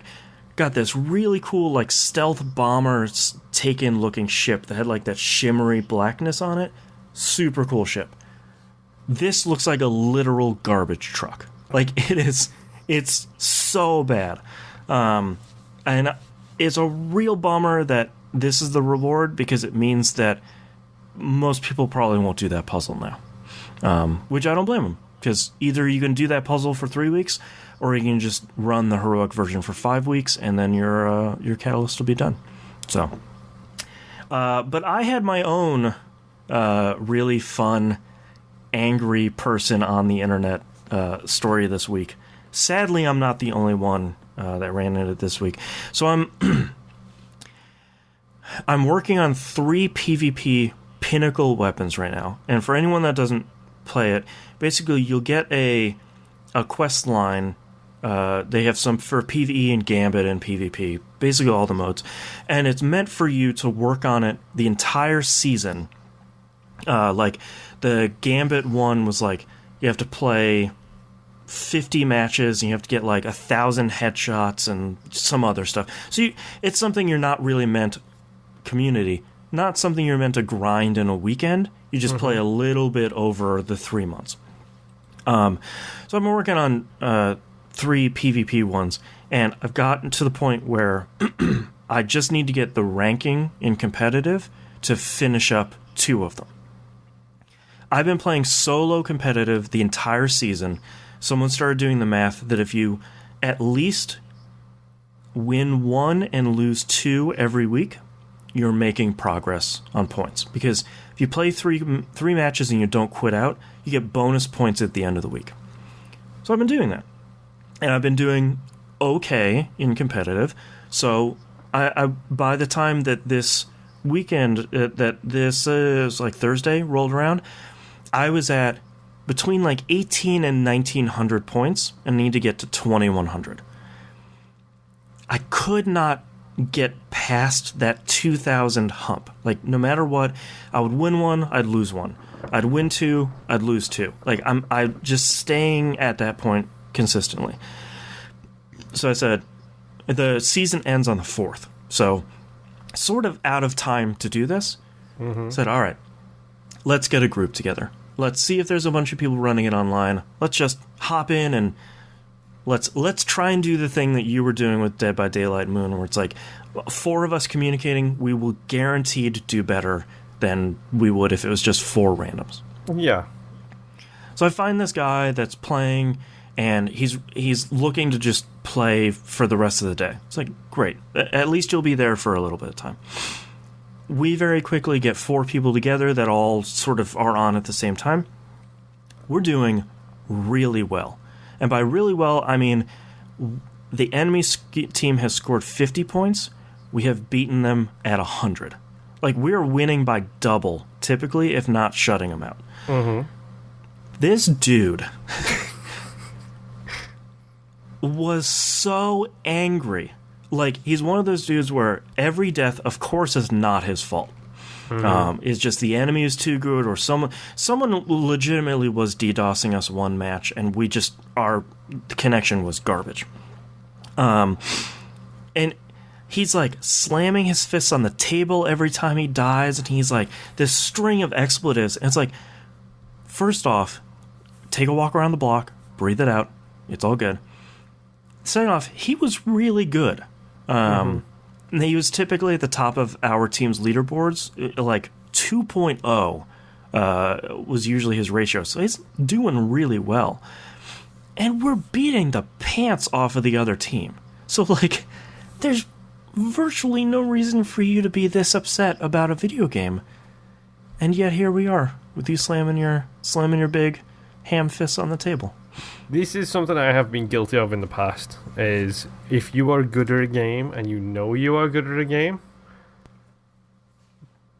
unless it's perfection, it's not worth it, and it's very irritating. Like, I got to that point in my Left 4 Dead days, like, I was, like, we ran some perfect runs on that game, and it's one of those things when everything's flowing right and everything's good, it's like, yeah, you know, this is right, I'm perfect, we're doing great, this team as a whole. I'm a golden god. Exactly. Yep. But then when the opposite of that too, where it's like you know when you're sucking, and you know you could do a little better, and then it's just frustrating. Yeah, that's the bit that usually makes me angry, is when it's a case of I know I can do better, and I am not able to do that right now for whatever reason, whether it's the yips or you're having a bad day or just something's not clicking. Right. That used to be the thing where I would get so frustrated. Yeah, it's like I used to be that guy. I'd never express it on like over the microphone or anything, but I would just simmer inside until it was this boiling pot of rage. Simmer. Yeah. Yeah, you do it like an adult. You mute your mic, you swear at your TV, and then when you feel good, you turn your mic back on. Twist the controller a little bit. So basically what happened is I got to 2,000 points. It's like, I guess like 2022, something like that. And basically Tuesday's reset will give me the 120 points I need to roll over. So I said peace and I left the party. It's like, I got mine. You're super toxic. I can't take this. Thanks, guys. See you later. So come Tuesday, I'll be getting the two most popular ones, Luna's Howl, that crazy overpowered hand cannon, which is getting nerfed to some degree pretty soon, and Recluse, the stupid overpowered legendary SMG, which I am very, very, very, very excited to use. So it's been a long season of me working towards those weapons, and there's still one more weapon that I could get, and I probably never will, because I feel like someone designed that quest. The person who designed that quest hates people. It is so the work for Bungie. Yeah, it is horrifically difficult, and it's. I'm probably just gonna kick that right out of the old inventory and not worry about it. Talked about Diablo 3, Konami PixelPuzzle Collection. I did want to talk about this mostly because, again, I want to recommend it because it's incredible. The other thing, it's free and it has no ads, which it took me I don't understand how. It took me a couple days to realize, like, oh, right, like I'm finishing a puzzle and I'm just hopping into another one. To be fair, the whole game is an ad, because it's all like, yeah, Konami, woo! But they very quickly could pop up and be like, available right now on PS4, Xbox One, and PC, the Castlevania Collection. Play these fantastic games. Like, they could do that. This might be a difference between the iOS and the Android version, because I do get a pop-up every now and again, but basically it's just pointing you towards the other Konami apps in the store. It's not a 30-second flash ad that the volume on your headphones suddenly jumps through the roof. Schwarzenegger wants you to play Castlevania. Mm-hmm. Yeah. It's none of that stuff. It's literally just a little text box that pops up and like, if you like this, check out some other apps in the store. You hit the crossbar, it closes, you're fine. Yeah, that's great. On iOS, there's nothing. I have had that on mine. I've got Android as well. Oh, interesting. I don't know. Maybe it's just my stupid phone. I have been playing a metric ton of this, and I'm 24.6% of the way through. Yep.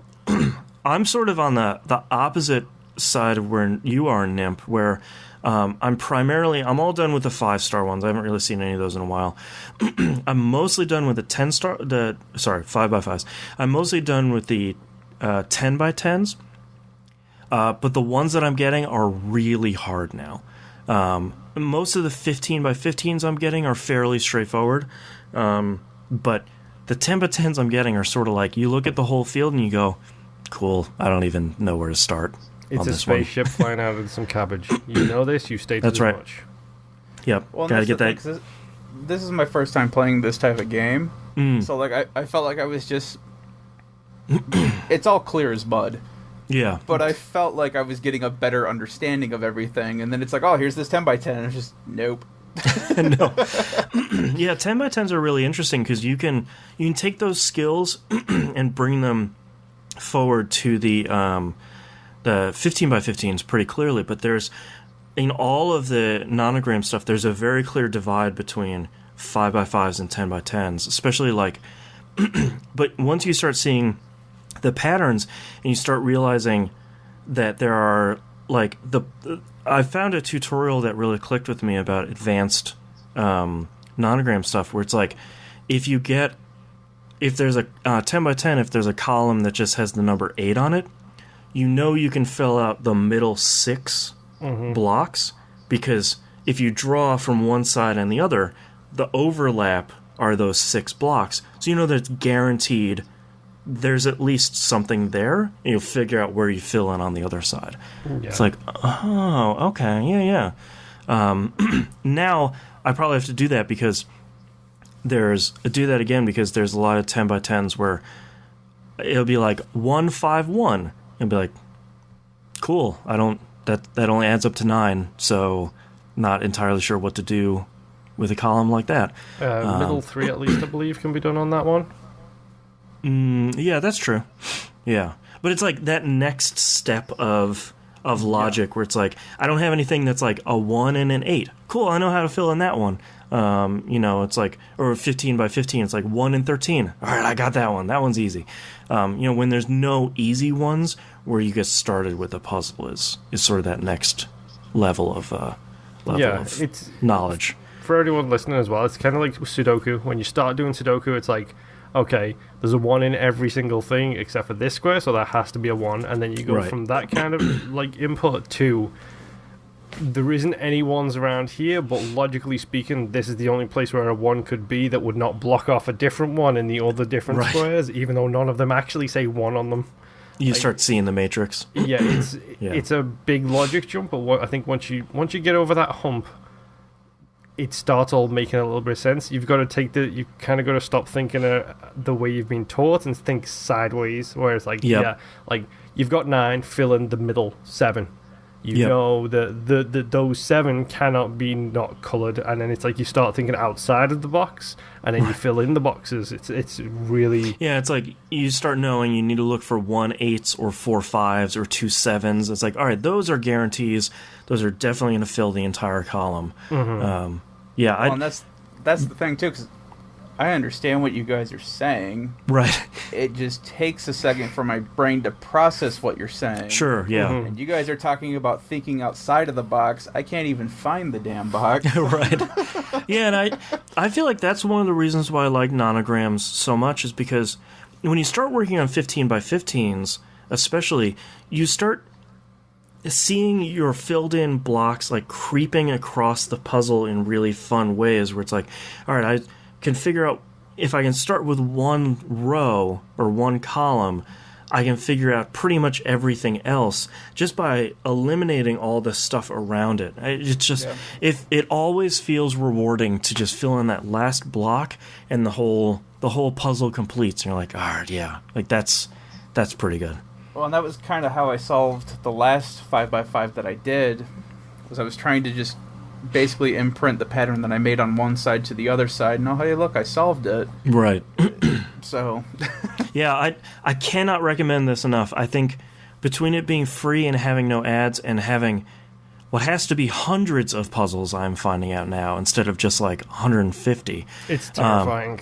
There's so much content in this game, and it to me, I know this sounds weird, it's one of the better controlling nonogram games, because of, there's even simple stuff where like you click on a set of blocks you've already filled in, it will tell you how many you filled in already. So it'll be like, oh, this is just an 8 blocks connected. Between it crossing out stuff on the edges and filling in lines you've already finished, like it's really friendly. It's a really great way to start on this series. So go get it. Konami Pixel Puzzle Collection. You usually just call Pixel Puzzle Collection on everything. So go check that out. And lastly, I was in the same mood that you were, Moon, where it's like, all right, I'm looking through my wish list. I don't have anything I want to play. Like, everything's a little too expensive for me to buy right now to justify I definitely don't want to play anything on either console.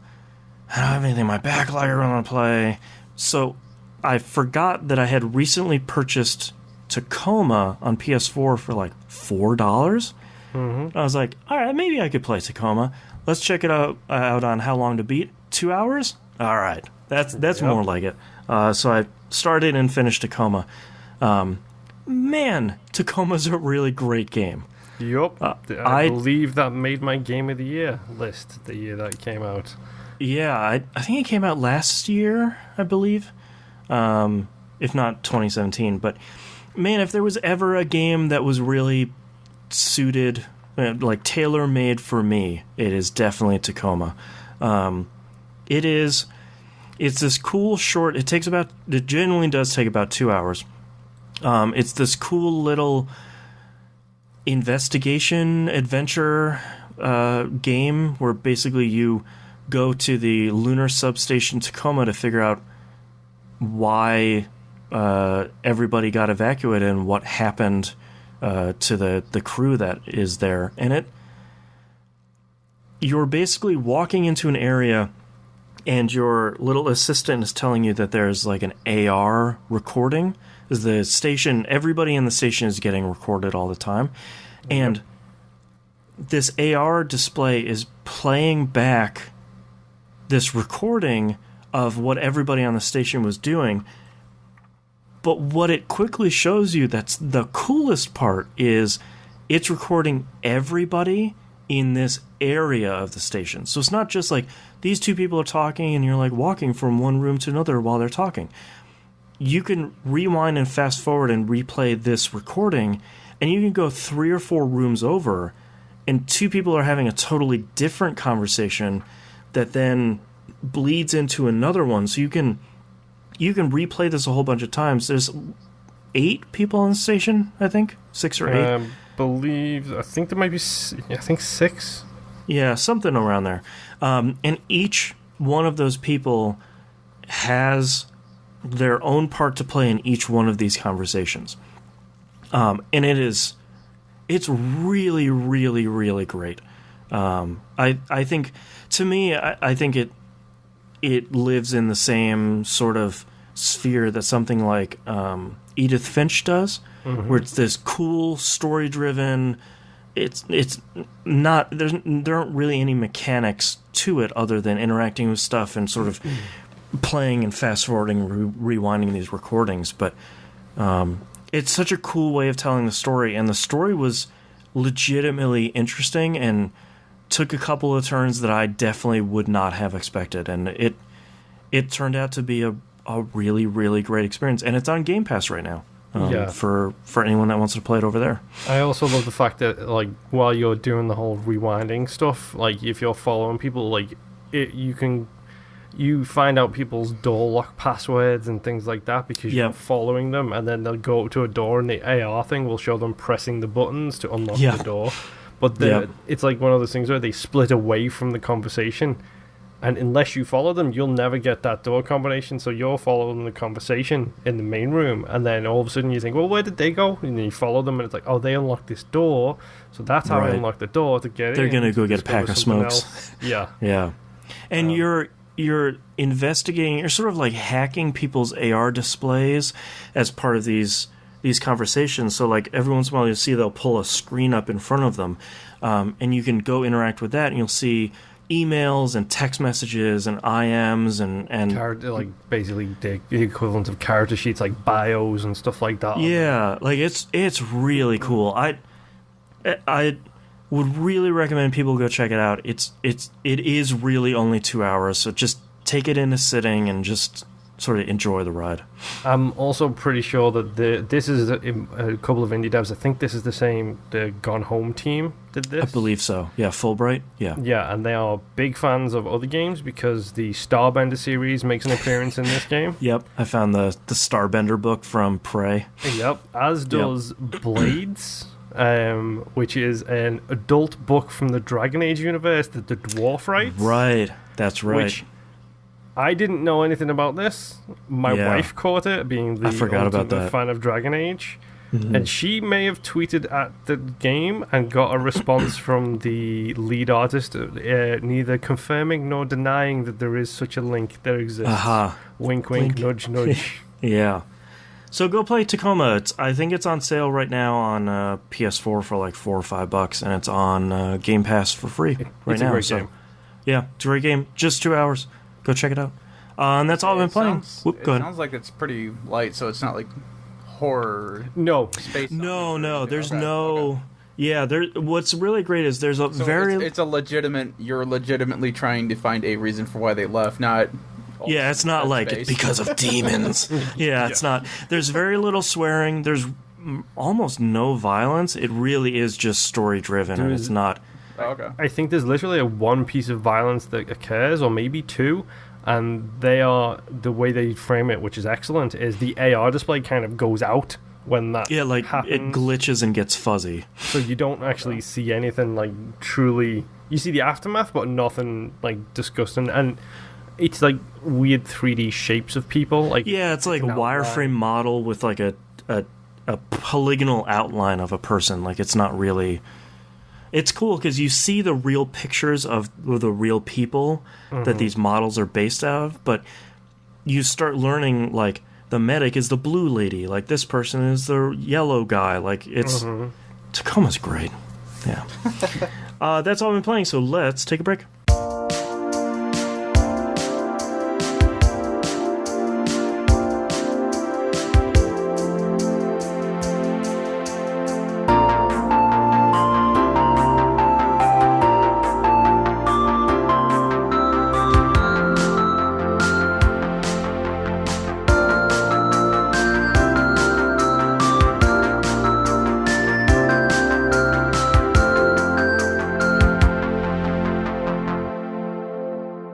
Let's talk releases for the week of May 27th, 2019. Actually, our first one is a sudden release from last week. Slay the Spire is out on PS4, coming out soon on Switch. And I think it's slated to come out on Xbox One, but I couldn't find specifics. Don't give me false hope. I couldn't find specifics, so don't listen to me. Brothers, A Tale of Two Sons comes out on the Switch, except it has a brand new added mode. Co-op mode. Question. Yeah. Is that actually co-op? Because it's literally just the same game, but you happen to have a controller that splits in two. No, there is a two-player mode in that game, which... No, I'm sorry. It's unless it goes split screen, it's not a two-player mode. It's still the same game. It's just, I know. It's one of those things where it's like... That defeats the whole purpose, so don't play it co-op.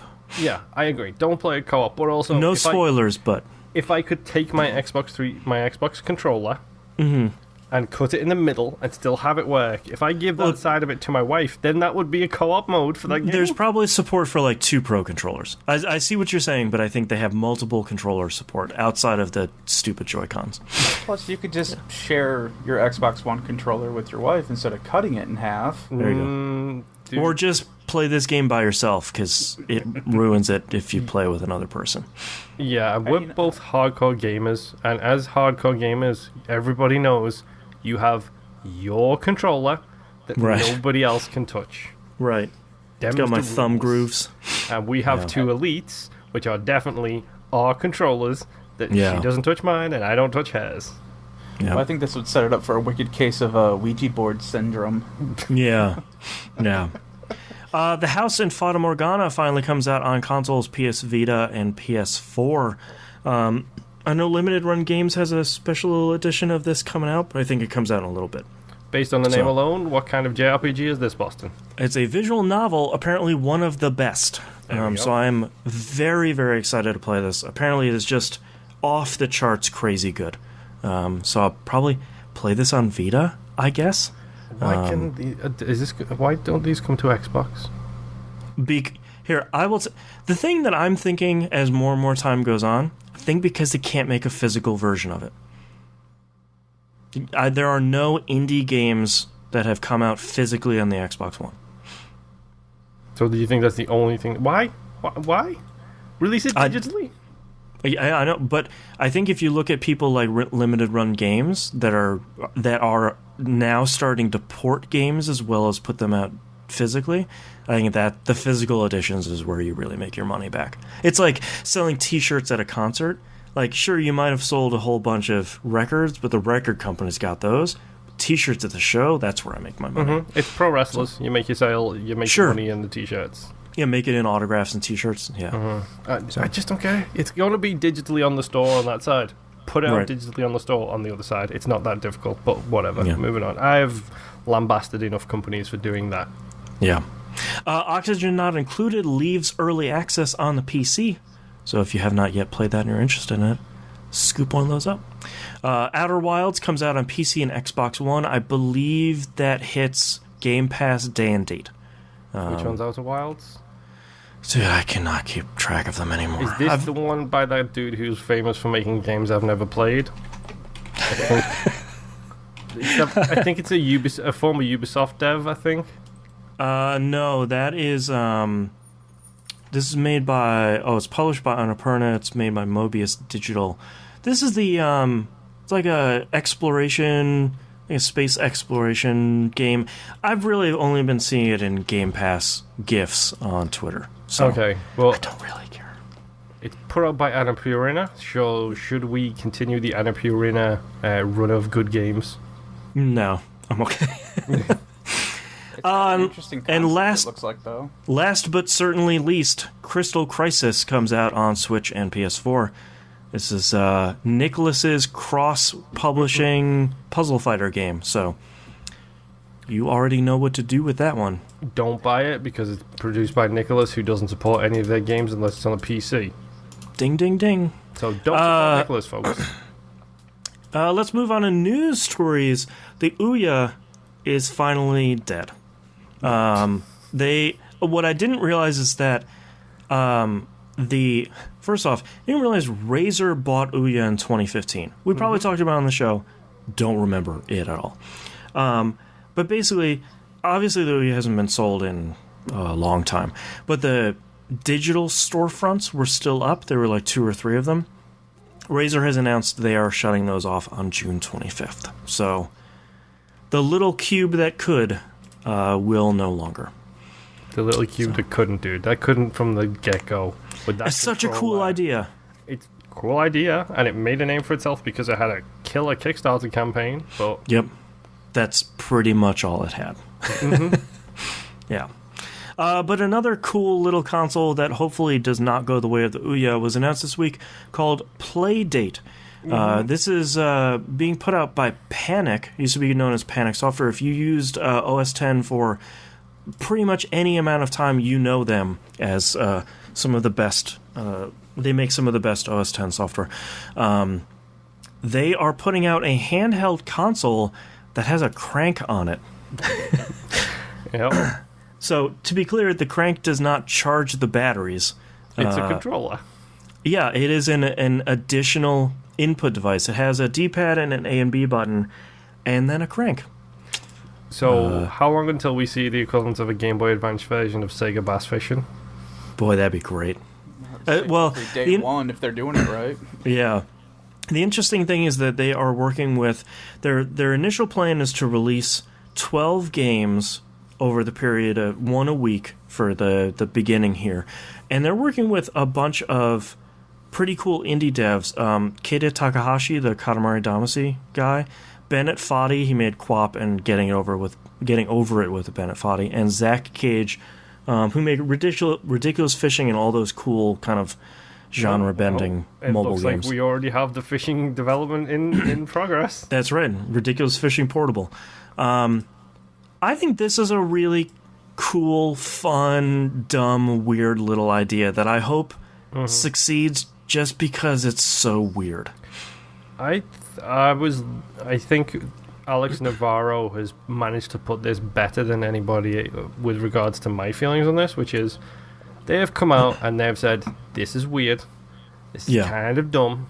Yep. But you know what? It's something that we thought we could do some cool stuff with, so we're just going to do it. At no point are they coming out and doing what all of the other console makers, like Ouya did this as well. Like, they're not coming out and saying, we are revolutionizing this space. We're going to make handheld gaming great again. It's a black and white screen. Mm-hmm. Like, it's not even crazy. They're coming out and saying, yeah, we thought this was cool, so we decided to make it. And you know that they don't have to sell a lot of these to make it not profitable, but at least to break even based on what they've been talking about on their Twitter feed. Like, so good on them. Like, I hope it sells well. I hope it sells absolutely crazy, because it's a good gift. That's a good Christmas, Thanksgiving, birthday. You don't buy people gifts on Thanksgiving. I'm English. You could. Hey, you could. Why not? Let's start it. That's what you could be thankful for. Mm-hmm. Yeah. It's a good stocking stuffer. Well, and I think you're right. I think part of the reason why people, myself included, have been pretty excited about this thing is because they're not, like you said, they're not presenting it as the next, hey, this is a Switch killer. Like, this is the best thing you're going to want to buy this Christmas. They're like, look, man, we have some money. This thing is yellow, and it's dumb, and it has a crank on it. I don't know. We're going to try and make some stuff for it. We had a cool idea, and no one's stopping us, so why not? Like, I really respect that. Like, that has been the driving force beyond most of this show is, I don't know. No one's telling us no, and it's dumb. Why not try it? Yep. So... We did a 58 weeks, like a weekly show about the Binding of Isaac. A semi-competitive Binding of Isaac run. Like, come on, that's dumb. Yeah, if you know some of the dumb stuff that's in our backlog right now, man, super dumb stuff. And lastly here, let's talk about Apex Legends, a game I had completely forgot actually came out this year. 2019, longer than last year somehow. Profits are down 74% over the last 2 months. This is, so, to be clear, it made $92 million in February. It's still making $24 million here in April, so it's still doing pretty well. But it definitely is not making, Fortnite money anymore. It's been really interesting to see people jumping ship from this. And a lot of people are kind of they seem to be expressing two pieces of frustration. And they both center around the amount of content that's coming out for Apex Legends. Because Respawn has come out and said, look, we're only going to put out stuff seasonally, so it's the battle pass to bring you from season to season. We're not going to kill our employees. And to be clear, that's really great. Stop killing employees. I think it's sort of this 1-2 punch of the first battle pass. It was lackluster. Yeah, people didn't seem really crazy about the stuff that was in there and kind of not the quality of the stuff, but it was sort of like, this stuff isn't really that great. Which it seems like Respawn has heard and will probably deal with in future seasons. But on the other end of it, with Fortnite still being so huge and Fortnite delivering a patch every week with new content in it, the people seem very much like they're looking at, like they're poking Apex Legends and saying like, hey man, like where's all the new content? Like there's this horrible expectation of we should be getting more heroes or legends, should be getting more content and skins and weapons and stuff. Like this stuff has to go. Like this stuff has to happen now. And yeah, because it's Fortnite broke the industry. Yeah, because Fortnite killed games as service games before they could kill themselves. Yeah, because they came out, they realized they had a hit on their hand, so Epic did what Epic does and stuck every single person they could on development of that game. If you want to hear some shocking overtime stories, go look at what the people who are making Fortnite have to do. Yep, I think Kotaku ran that story. Yeah, and it's not a case of you have to do this. It's like, why are you? It's that. Why aren't you? The guilty. You make you feel guilty, or that. You're leaving at 6:30 today.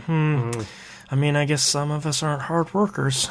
Yeah, go look at some of that stuff. It's like, yeah, they've ruined this not only for other developers but for themselves. Yeah. What's the next game that Epic is going to put out? And if that doesn't get updated on a weekly basis, people are going to wonder why. I mean, they even said they're not really working on Unreal Tournament anymore. Mm-hmm. I mean, why would they? Fortnite is making $1 bajillion a month. Yep. Yeah. It's Fortnite's fault, and people unfortunately have no humanity when it comes to people they do not see eye to eye. Like, right. if they're not looking at somebody in the face, they don't understand that sometimes human lives go into this entire process, Right. and they have zero cares about how much it costs in the human cost for these things to come out every week. And I'm glad I will get the next season pass. I've barely played Apex, and I have the current season pass, and I've barely played it. I will buy the next season pass to encourage that kind of behavior. Because and Apex Legends is still really good. Mm-hmm. I'm not interested in banning people to the ground to make the game update. Just for more skins, more John Wick skins. Like, yeah.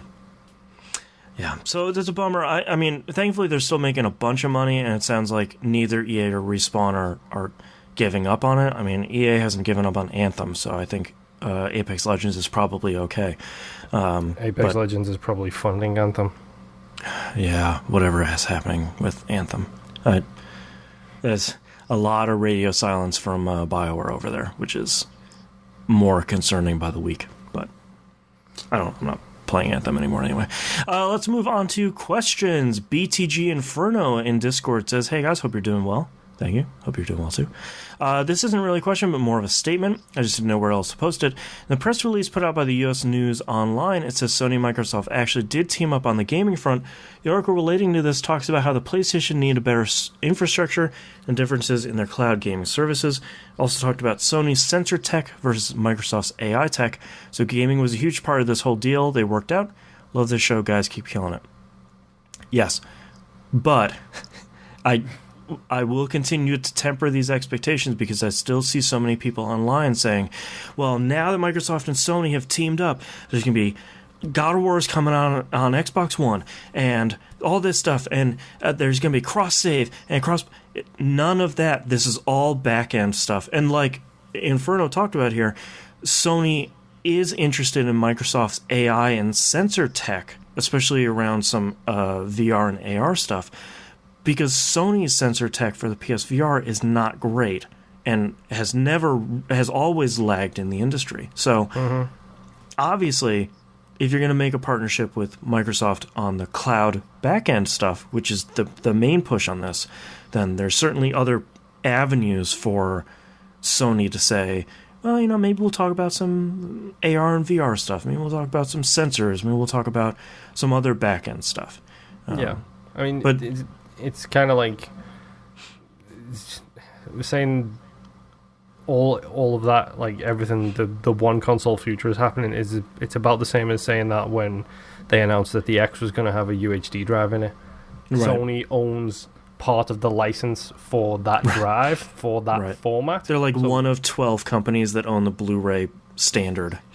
So technically, Microsoft were paying Sony with every single console they made. Or rather, every single console that had a Blu-ray put into it. The news stories around that were crazy too, because people were like, how could they? Sony owns Blu-ray. It's like, oh my God.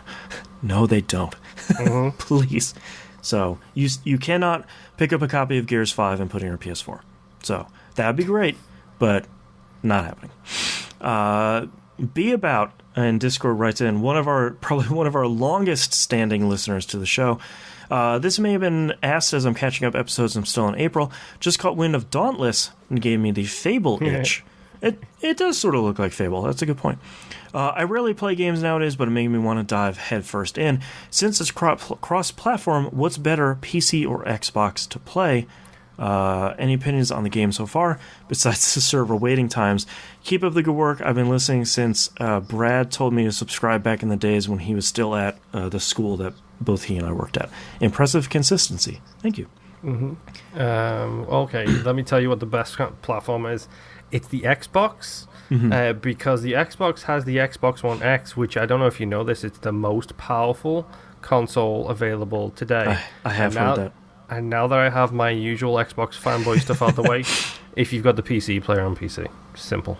I mean, it came out on everything. It'll probably come out on Switch as soon as they can smush it on there. Play it on whatever. It is cross-play, right? Yeah. Yeah. So, like I said, it looked fine on the PS4 when I was playing it. So yeah, to me, it's one of those games that's so stylized. It's probably going to look fine on no matter where you play it. So, where are your friends? Like that's probably the big thing. And even if they're on another platform, you can play with them anyway. Yeah. Angel Eye sends us a message on Discord. Says, "Hey TVGP, Boston Moon Nimp community. Hi, hello. Bonjour. I've got a fun question. A benefactor wants to make a game about you, but wants your input." These poor sods. What kind of game is it? For example, a game about me would obviously be an Uncharted-like adventure with motorcycle like Days Gone, but not annoying, and it wouldn't be a cruiser, not my style. Instead, murdering half the population, you would solve puzzles that help learn about the cultures and society this adventure goes through. Maybe developed by Remedy, they seem good at making fun non-combat. So what's your game, everyone? It's another Remedy title. It's Alan Wake. It's the dark depression hidden behind the light at every single corner. So kind of like Alan Wake, except I was gonna say your job might almost be like game dev story. Like you need like a management sim. No, that's to make my life better, not to reflect my actual life. Yeah, fill up those bars. So instead of looking for batteries, you're looking for prescriptions out in the darkness. Yeah, right. Mine, I feel like would probably have to be like a point-and-click adventure game or like a visual novel or something. Like my life is real boring right now. It's just my kid is very 2.5 and weaponized the word no, so like it's a lot of that. Yeah, I don't feel my life is that, I guess, interesting either. I know when I tell a lot of my old military stories, my kids are always like, "Oh, you should tell us more of them," and it's like, But maybe yours is like you focus on your job, sort of like there's that like PC building simulator game. Maybe it's just you mean SimCity? Yeah, maybe. Yeah, maybe it's sort of like that. Yeah, I don't know. I feel like no, it's not. We're like in our 30s, man. It's not super exciting. It can be Disgaea style. Yeah. All the main bosses are like crippling debt, sleep deprivation. Right. Diving into items. Yeah. You know, all the normal life job stuff. Careers, yeah. Yeah. T-Bomb Rocks in Discord says, with Sony switching from Amazon's cloud servers to now it seems Microsoft servers, has me thinking how far along Microsoft's technology is. From a recent story, Xbox stated that devs don't have to port their game, they just give it the okay and it works for streaming. This seems very similar to how they treat backwards compatibility, which is really funny seeing Sony come out with some backwards compatibility talk this week. Yeah. Just, it's so important to their us to new make focus. Sure. Yeah. I see you, Sony. My question is, do you feel that Xbox has a chance of being the leader in cloud-based gaming, or is this fight Amazon's to lose? Honestly, the fight is Google's to lose. Yeah, that's what I was gonna say. Like, I feel like Google has enough money to throw around without caring about it. That Not even just the money, but they've got the clout on everything that they do. They've got your data. Sure. They've got the political clout. They've got the financial clout. They have the name. Clout. Yeah. Yeah, but they also have the track record of when they lose interest in something, they just whole stop and drop it. Yeah, they toss it in the graveyard and say, it'll be fine. You know that. Boston knows that. I know that. Probably a lot of our listeners know that. Does John Q Street Fighter fan know that? Right. I mean, they're hoping not. Yeah. Yeah. Yeah, I think... Well, go ahead. Well, and I was going to say, too, I've heard this brought up a couple times, and it's always been Amazon and Microsoft. Right. Nowhere have I ever heard anyone even discuss Google in this discussion. So maybe mindshare-wise, Google's already kind of lost because they haven't, I guess, like fully expressed an interest in doing anything like this. Or if they have, they haven't really come out and said it. Yeah, because the big cloud infrastructure war happens between Amazon's AWS and Microsoft's Azure. So I think when you look at Google's end, it's sort of like, well, you don't have an obvious existing infrastructure to sort of put this stuff on top of. So, there might be a little bit of hesitancy there, where it's like, well, Microsoft obviously has the infrastructure already, and Sony now has Microsoft's infrastructure. So, like, you're already doing okay over there. So, I think you're right. It is Google's to lose, because I think Microsoft has a really good chance if they get the streaming infrastructure down and say you can play it on your desktop or your Xbox or your phone or tablet or whatever, like the thing that Google is really trying to focus on. I think Microsoft already has that. Microsoft has all these games they can show where it's like Gears 5, Forza Horizon 4, like Ashen and Dauntless, and like all this stuff that are already big names. And Google has to do a lot of that legwork right now. Yeah, but they can also just go pay Ubisoft a blank check with 9 zeros on the end of it and just say, put your new game out on our cloud service and let's see how it goes. Because from everything I understand, Origins went really well on... Was it Origins? It worked really well. Odyssey. Yeah. Odyssey.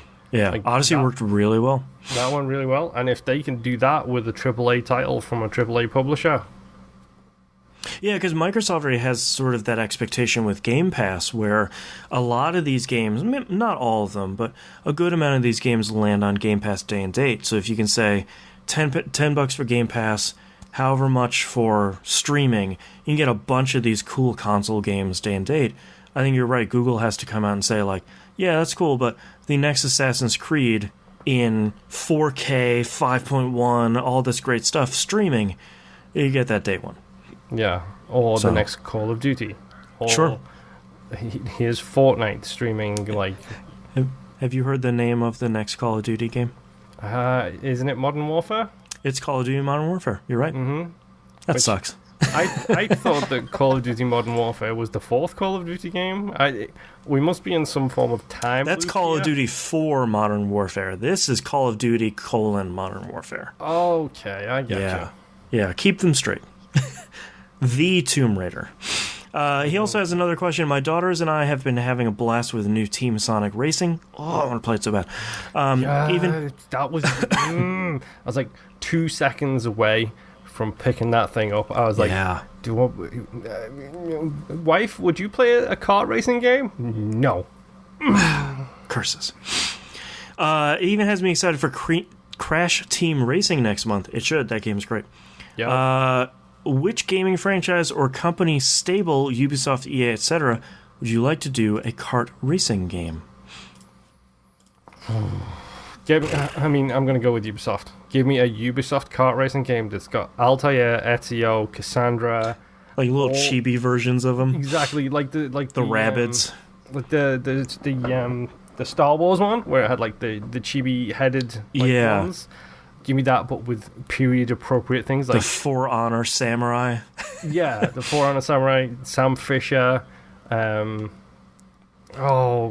ghosts from the Ghost Watchdog Recon. hat. The operators from Rainbow Six Siege. There you go. There's like 400 of those. Like, and everyone has their own vehicles. Like, imagine putting Twitch in there, and she's riding a Twitch drone, like a giant, oversized Twitch drone. Altair is just riding a horse. It's just going like 200 miles an hour. I think Altair should be riding an eagle because he was the OG Eagle Boy. Cassandra should be riding a horse. Right. Bayek should be riding a camel. Yep. And Ezio should be riding a carriage, like a horse-drawn carriage, except no horses on the front, just like a carriage. And then what can Jacob and his sister have? They can ride each other. And then, like, stand. I was going to say, like, a tandem bicycle. Like, a tandem bicycle is good, too. Or, like, sitting on the shoulders, and then you can switch the characters so they switch out, so one's on the bottom running along. 2 people in a trench coat. Just having thoughts where you would fill up your special, and they would jump out of the cart and assassinate whoever was next to them, and then you just keep... Yeah, it's the ultimate blue shell. Exactly. Yeah. The Tom Clancy cart. Yeah. Mm-hmm. Man. Like, yeah. And... like, Sam Fisher's skill could be all the lights go out and everybody gets dark, but his screen goes green so he can still see the actual road. We already got it. Ubisoft, come on, hire us. Mm-hmm. We're free. I really want to Ubisoft kart racing now. Yeah, now I suddenly really want that. Watch Dogs drones. I mean, come on, the guy from 2 riding a giant drone. It'd be great. This writes itself, folks. Yep. Man. Hire us for consultancy.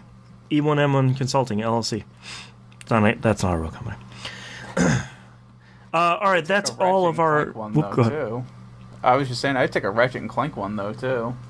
Yeah, Ratchet and Clank would be good. I want to see them release something. Yeah. Yeah, when is another Ratchet and Clank game coming, guys? No news whatsoever. Bummer. Someday. But they gave us Spider-Man, so... Yeah, that's really fair. Good. I'll take it. Thanks a lot, jerks. You made another video game. That's incredible. Another good game. Yeah. The other good game that I want. Yeah. All right, that's all of our questions for this week. Thank you so much, everyone, for listening to the episode. If you'd like to visit us, you can do so at tvgp.tv. Everywhere we're going to find and follow us on the right-hand side of the page. Patreon. Patreon.com/E1M1. $5 a month is the recommended tier. You get all the cool stuff. It's super cheap. And you get a bunch of behind-the-scenes stuff like Outcasts, so the uncensored outtakes from this episode. Early access to Old Dog New Flicks. Dynamic soundtrack is between seasons right now, so you'll get some previews for season 3 once I start writing them up. Show notes, you get a whole bunch of stuff. Patreon.com/E1M1. As we talked about at the top of the show, Cuphead is our current game club game. Still have like 3 weeks for that, so you got plenty of time to beat Cuphead. Maybe. Yeah, plenty of time to watch some speed runs. Can't wait to finish that to see if how fast a no death all in one go run is. Yeah. So go play Cuphead. It's out on Switch, PC, and Xbox One. And I think that's it. So we'll see you all next week. Bye. See you later.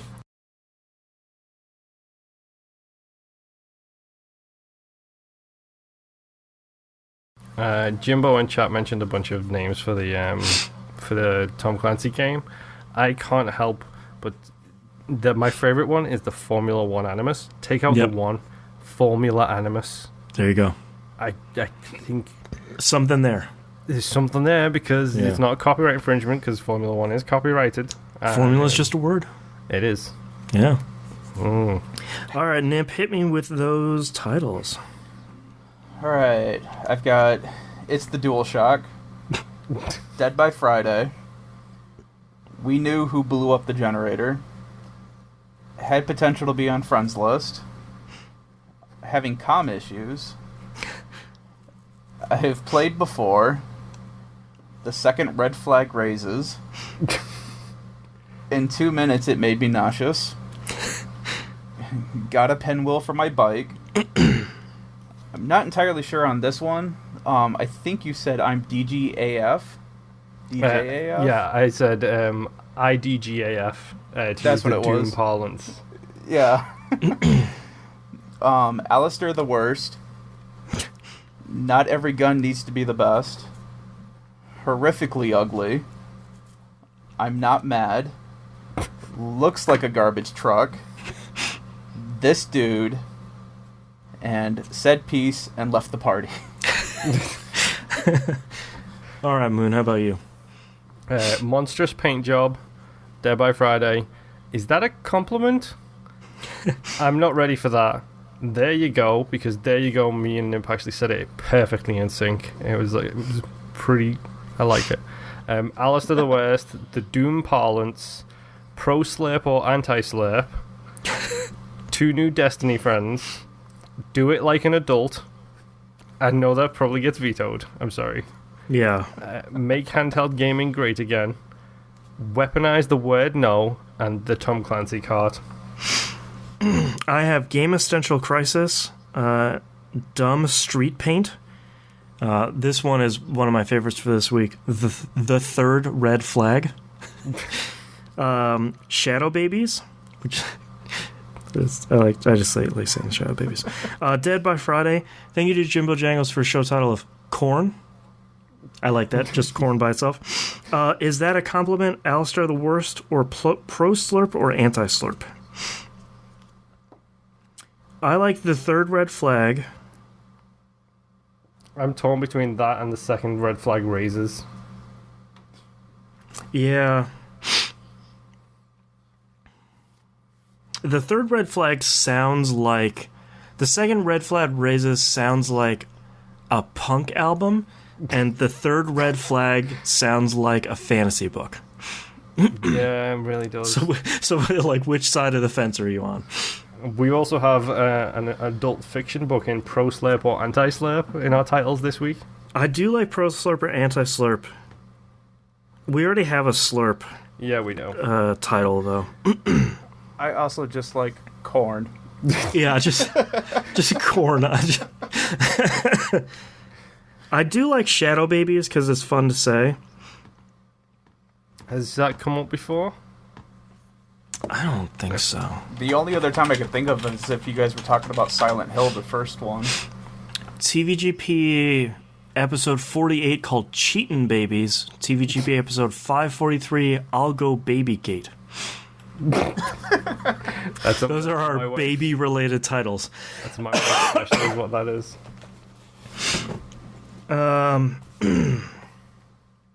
Boy, we're kind of torn because there's a bunch of good ones here, but no real... No jump outs. Yeah, no real... Other than corn, to be clear. Start flipping a coin. I think that if we're going to go red flag, I do think the second red flag raises is... It's got a very Us kind of vibe to it. That's true. The second red flag raises. I'd be okay with that one. What do you guys think? I like it. Yeah, I'm fine with it. So it's the second red flag raises, right? Yeah. Okay. Red flag number one. The second red flag raises. There's the third red flag. Yep. Okay. Let me know when you gents are ready. I'm pulling a blank right now. Think of your best dad joke and then just divide it by about 1,000 and you'll be roughly where I'm at. Yeah. All I can think of are Mario references. We can roll with that. We do talk about video games every once in a while. I know. Yeah, every once in a while. Yeah. 10 years. In between talking about 11 years now. Uh-huh. In between talking about food. Oh, don't talk about food. Okay, I think I've kind of got something. Yeah, sure, why not? Yeah, I'll figure something out maybe. All right, starting in 3, 2, 1. This is that video game. It's been a while since we got a double.